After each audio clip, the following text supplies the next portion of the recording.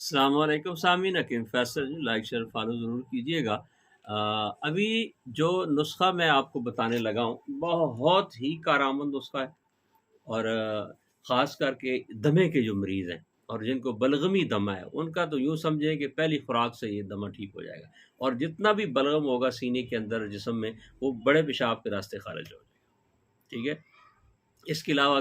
اس کی وجہ سے پیٹ میں گیس بنتی ہے، ہاضمہ کمزور ہے، یہ سارے مسئلے جو ہیں انشاءاللہ اسی ہی نسخے سے ختم ہو جاتے ہیں، اور خاص کر کے جن خواتین کا حیض بند ہوتا ہے وہ بھی اس میں فائدہ ہوگا۔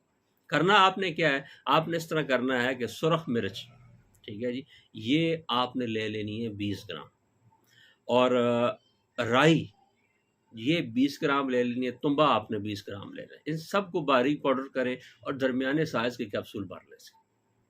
ایک کیپسول صبح، ایک دوپہر، ایک شام، کھانے کے بعد پانی کے ساتھ استعمال کریں، انشاءاللہ چند خوراکوں کے ساتھ دمہ ہمیشہ کے لیے ختم ہو جائے۔ السلام علیکم۔